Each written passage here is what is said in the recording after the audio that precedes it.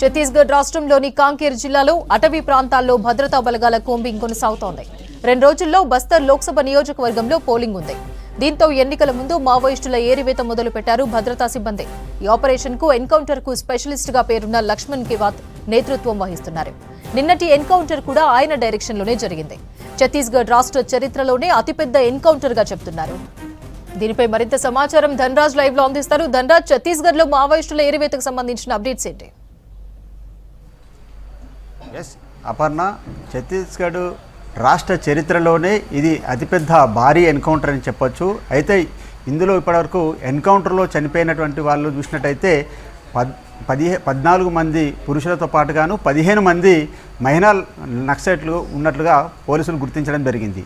అయితే ఈ ఆపరేషన్ అంతా కూడా మొత్తం లక్ష్మణ్ కమాండెంట్గా ఆయన నేతృత్వంలోనే ఈ ఆపరేషన్ జరిగింది. ఆయన మొత్తం ఒక ఏడాదిలో చూసినట్టయితే 44 మందిని హతమార్చినట్టుగా ఆయన పైన ట్రాక్ రికార్డు కూడా ఉంది.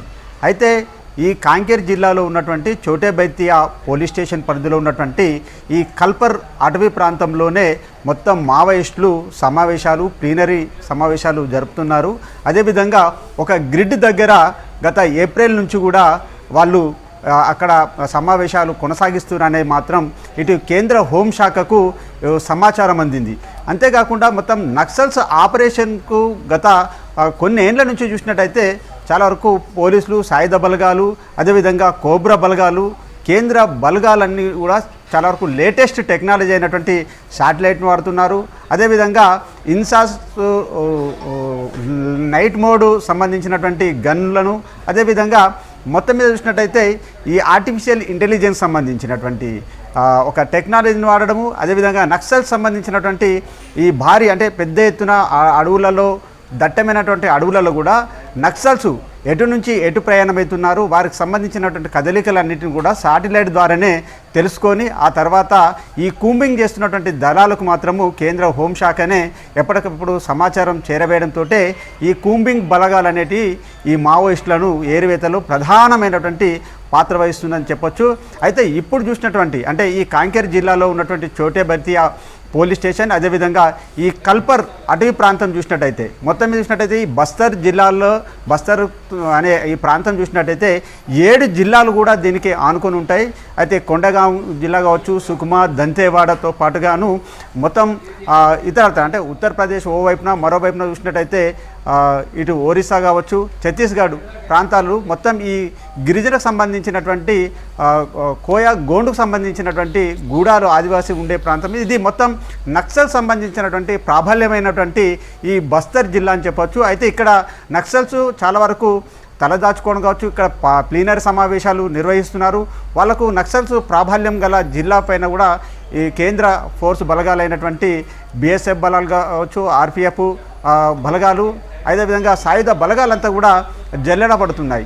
ముఖ్యంగా చూసినట్టయితే ఎల్లుండి అంటే ఏప్రిల్ 19వ తేదీన లోక్సభ తొలి పోలింగ్ జరుగుతున్నటువంటి ఈ బస్తర్ జిల్లాలో జరుగుతున్నటువంటి ఎలక్షన్లలో మావోయిస్టులు మాత్రం ఈ ఎలక్షన్లను నిషేధిస్తున్నామని ప్రకటన చేసినటువంటి క్రమంలోనే సాయుధ బలగాలిక నక్సల్స్ ఏరివేత కూంబింగ్ ఆపరేషన్ కొనసాగించడం సాగుతూనే ఉంది.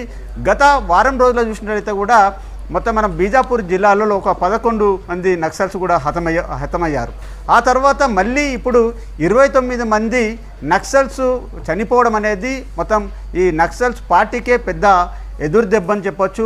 మొత్తం వాళ్ళ పార్టీ అంతా ఓ వైపున తుడుచుకుపోతుంది, మరోవైపున చూసినట్టయితే ఇదంతా ఎండాకాలం అంటే వాళ్లకు స్థావరాలు ఉండేటువంటి అడవులన్నీ కూడా చాలా వరకు ఆకురాలిపోయి పూర్తిగా ఒక ప్రదేశం నుంచి మరో ప్రదేశంకు వెళుతున్నటువంటి క్రమంలోనే పెద్ద ఎత్తున ఈ శాటిలైట్ ద్వారా మొత్తం వాళ్ళ కదలికలను ఎప్పటికప్పుడు తెలుసుకుంటున్నారు. అదేవిధంగా ఈ నైట్ మోడ్ సంబంధించినటువంటి విజన్ అంటే రాత్రి వేళల్లో కూడా ఈ సాయుధ బలగాలు వాళ్ళు వాడుతున్నటువంటి మిషన్ గన్స్ సంబంధించి కావచ్చు, ఇన్సాస్ AK-47 సంబంధించి నైట్ మోడ్ విజన్ సంబంధించినటువంటి గన్లను కూడా ఉపయోగిస్తున్నారు. మొత్తం అంటే నక్సల్స్ ఎక్కడికి ప్రతి క్షణం సంబంధించినటువంటి వారి కదలికలపైన కూడా ఈ లేటెస్ట్ టెక్నాలజీ తోటి కూడా ఎప్పటికప్పుడు వాళ్ళ ఆయుధ సంపత్తి ఎక్కడ ఉంది, అదేవిధంగా వాళ్ళు ఈ గన్లతోటి ఎటు నుంచి ఏ ప్రదేశానికి వెళ్తురు అనేది మాత్రం ఇటు శాటిలైట్ ద్వారా కూడా గుర్తించడం జరిగింది.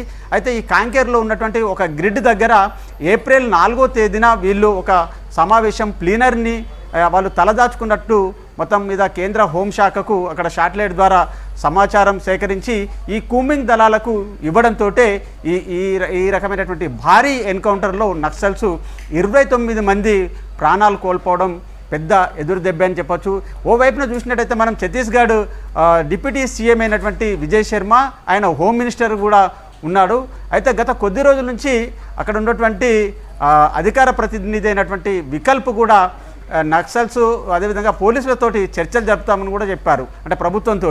ఎందుకంటే కొద్ది రోజులుగా మొత్తం తమపైన కూడా కాల్పుల విరమణ కొనసాగించాలి, ఏదైతే కూంబింగ్ చేస్తున్నటువంటి సాయుధ బలగాలు ఉన్నాయో శిబిరాల నుంచి వెళ్ళిపోవాలి, మొత్తం తాము కూడా చర్చలకు సిద్ధమంటూ ఓవైపున మావోయిస్టులు ఒకవైపు అంటే ముందడుగు వేసి ప్రభుత్వంకు తోటి చర్చలు జరుపుతామని చెప్పినప్పటికీ కూడా ప్రభుత్వం నుంచి ఎలాంటి స్పందన లేదు.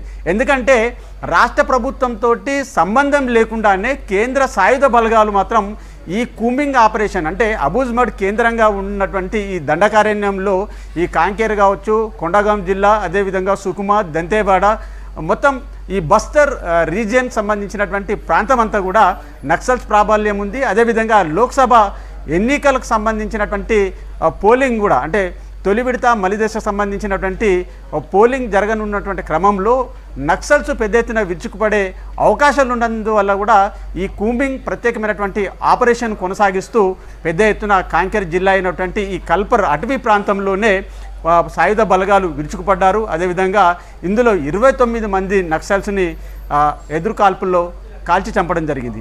అంతేకాకుండా గత ఏడాది చూసినట్టయితే డిసెంబర్కి సంబంధించినటువంటి ఎన్కౌంటర్లు చూసినట్టయితే గత ఏడాదిలో 70 ఎన్కౌంటర్లు జరగగా 22 మంది చనిపోవడం జరిగింది. అంతేకాకుండా 300కు పైగా కూడా నక్సల్స్ని అరెస్ట్ చేసి వాళ్ళని లొంగుబాట చర్య దీక్షగా కూడా పోలీసులు సాయుధ బలగాలు కూడా ఓవైపు విజయం సాధించడం జరిగింది.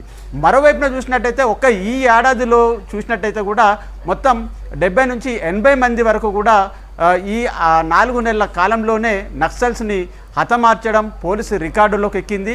మొత్తం ఈ నక్సల్ సంబంధించినటువంటి ఆపరేషన్ కొనసాగిస్తున్నటువంటి లక్ష్మణ్ నేతృత్వంలోనే ప్రత్యేకమైనటువంటి ఈ కూంబింగ్ ఆపరేషన్ కొనసాగుతుందని చెప్తా ఉన్నారు. ఇంకా సెర్చ్ ఆపరేషన్ కొనసాగుతుందని చెప్తున్నటువంటి సిచ్యువేషన్లో మొత్తం ఈ కొండగాం కావచ్చు, అదేవిధంగా సుకుమా, దంతేవాడ, బస్తర్ సంబంధించినటువంటి రీజియన్ ప్రాంతంలో ఎక్కువగా కూడా అక్కడ ఈ గోండు సంబంధించినటువంటి మాలియాకు సంబంధించినటువంటి అక్కడ గిరిజన జాతులు ఉన్నారు, అదేవిధంగా గోండు జాతికి సంబంధించిన వాళ్ళు ఎక్కువగా ఉన్నారు.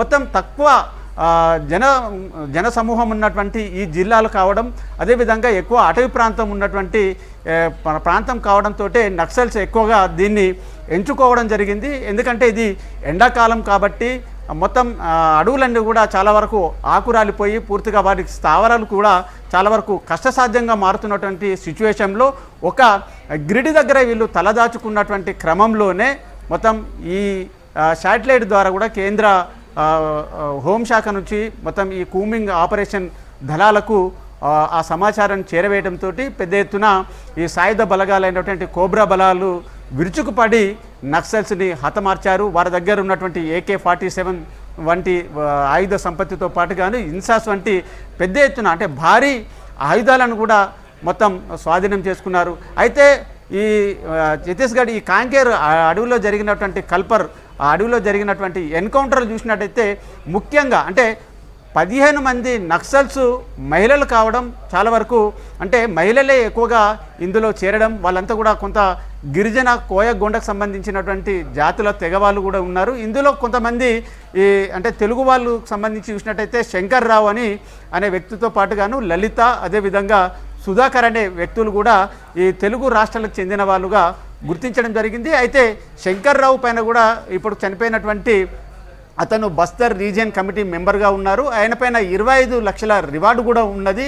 అయితే అతన్ని మొదటగా చూసినట్టయితే జయశంకర్ వరంగల్ ఉమ్మడి జిల్లాలకు చెందిన వ్యక్తిగా గుర్తించినప్పటికీ ఆ తర్వాత ఆయన ఉన్నటువంటి ఆనవాళ్ళు కావచ్చు అవన్నీ చూసినట్టయితే కూడా అతను ఆంధ్రప్రదేశ్ చెందిన వ్యక్తిగా అనుమానిస్తున్నారు. మొత్తం మీద చూసినట్టయితే ఇప్పుడు ఈ కాంకేర్లోని కల్పతర్ అడవి ప్రాంతం అంతా కూడా మొత్తం కూంబింగ్ తోటి పోలీసులు ఎప్పటికప్పుడు మొత్తం జల్లెడ పడుతున్నారు. అదేవిధంగా మొత్తం తనిఖీలు కూడా కొనసాగుతూనే ఉన్నాయి. ఎందుకంటే ఏప్రిల్ 19వ తేదీన లోక్సభ బస్తర్లో జరగనున్నటువంటి ఈ ఎలక్షన్ జరుగుతున్నటువంటి క్రమంలోనే ఇంకా మొత్తం ఈ కూంబింగ్ ఆపరేషన్ కొనసాగుతున్నట్టు కూడా బస్తర్ ఐజీ అయినటువంటి సుందర్ రాజు ప్రకటించడం జరిగింది. అంతేకాకుండా లోక్సభ ఎన్నికలు అయిపోయే వరకు కూడా ఈ కూంబింగ్ ఆపరేషన్ నిర్వహిస్తామంటూ ఆయన కూడా ప్రకటన చేయడం జరుగుతూ ఉంది. మొత్తం మీద ఇలాంటి పరిస్థితి చూసినట్టయితే మొత్తం మావోయిస్టులంతా కూడా చాలా వరకు వాళ్లకు దెబ్బ మీద దెబ్బ ఎదురు దెబ్బలు తగులుతూ కూడా తమ పార్టీకి ఉన్నటువంటి ప్రాబల్యము అదేవిధంగా మొత్తం వాళ్ళంతా క్షీణించిపోవడం జరుగుతుంది. మరోవైపున చూసినట్టయితే ఆయుధ సంపత్తి పోతుంది. మరోవైపున చూసినట్టయితే నక్సల్స్లో చేరాల్సినటువంటి చేరికల సంఖ్య కూడా తగ్గిపోవడం మొత్తం పార్టీకి ఒక ఎదురు దెబ్బ అని చెప్పొచ్చు.